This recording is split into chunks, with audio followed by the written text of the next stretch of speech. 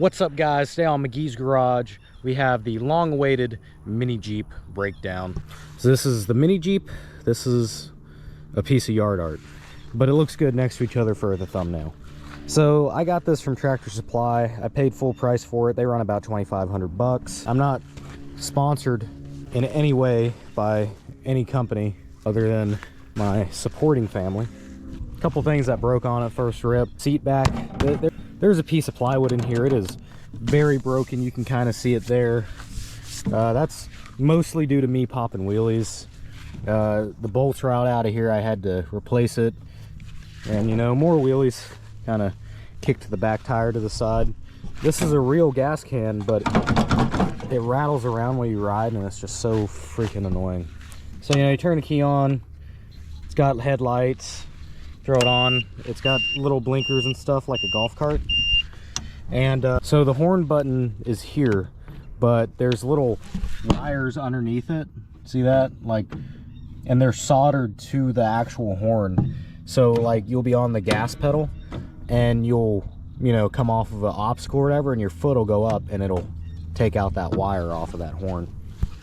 So that's just some of the main things that broke. I don't think they're like super major, but it's just kind of annoying.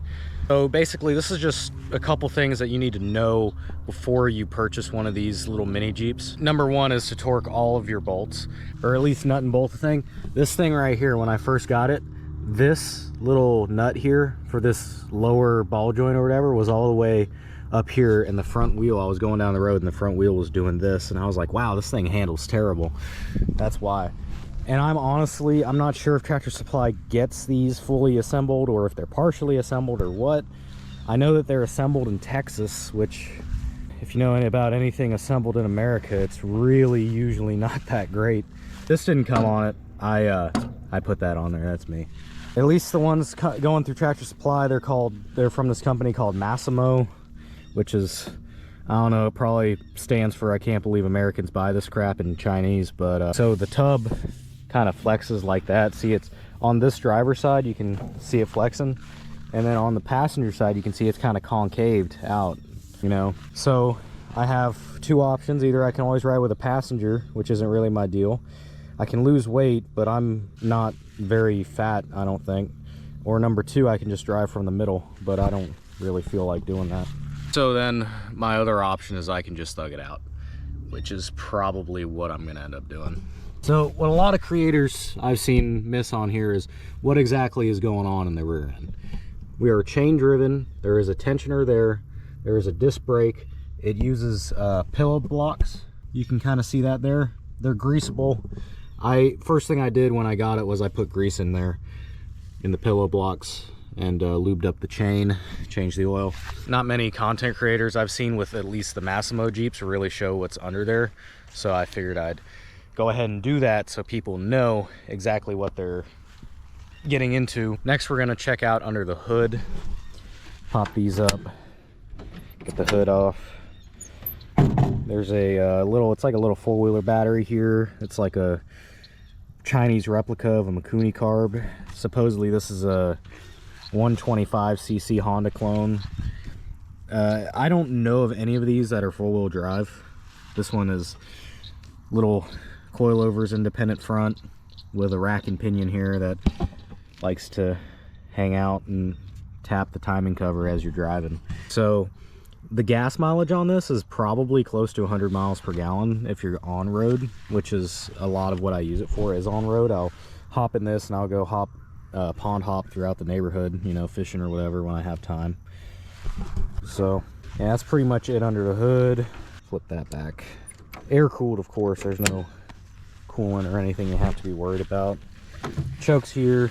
It does have hydraulic disc brakes, which I thought was kind of cool, but we can go ahead, fire it up.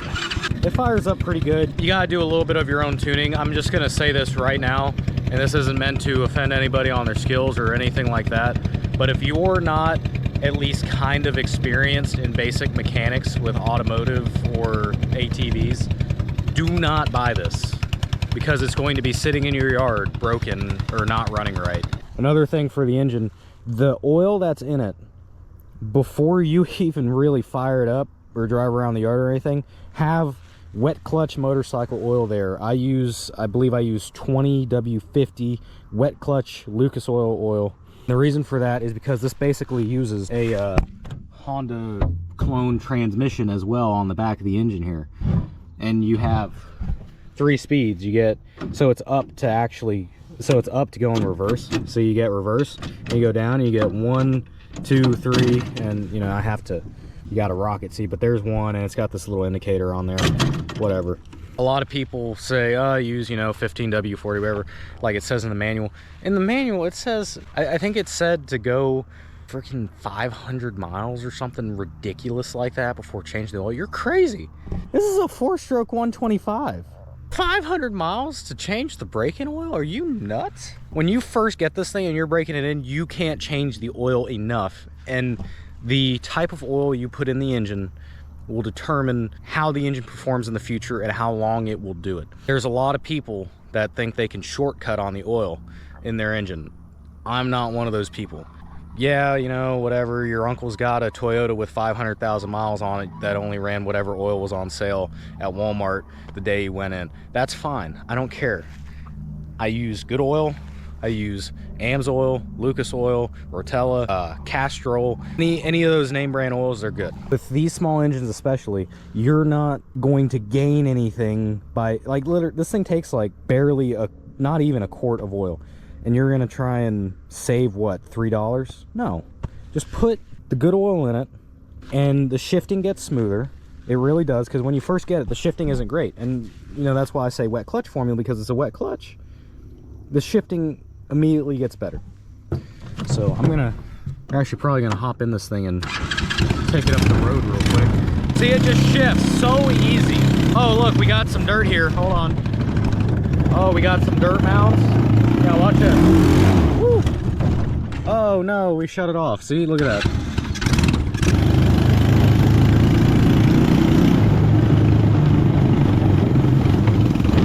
Oh.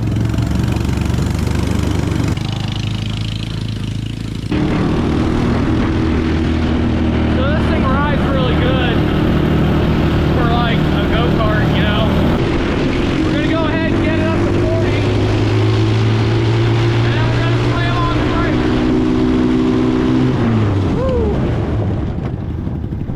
See, this thing stops on a dime because those little disc brakes in there, I think they're off like a four-wheeler or something.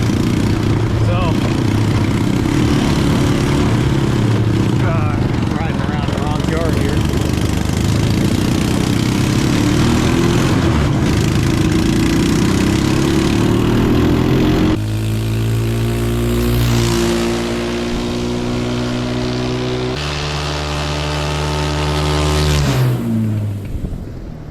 All right, so we did a couple flybys. It's pretty fun. It's good just to rip around the hood, you know, especially if you live in a rural area, you got a little bit of property. These little mini Jeeps, they're perfect. If you'd like to see videos of what this thing can really do, I'll link one right up here probably in a card. It's called Mini Jeep Kahana. I highly recommend you guys look at it. It's a super fun video if you want to actually see me rip this thing. I will probably also link that down in the description in case you guys missed the card or I can't figure out how to put it on. I don't think I've put on a card yet. But anyway, this is a super cool little unit here. If you got a little bit of property, this is a great little ripper, and it's super cute, especially if you already got a Jeep or two hanging around, or a Roxor or whatever. Is this thing worth what they're asking for it? I don't know. I would almost recommend that you get one on Marketplace for cheaper used, but I can almost 100% guarantee that it's been beaten hard, put up wet, and it's probably being sold because it's just clapped and they lack the mechanical talent to fix it. Don't believe any of that. Oh, my kids outgrew it. You know, that's the oldest Marketplace trick in the book.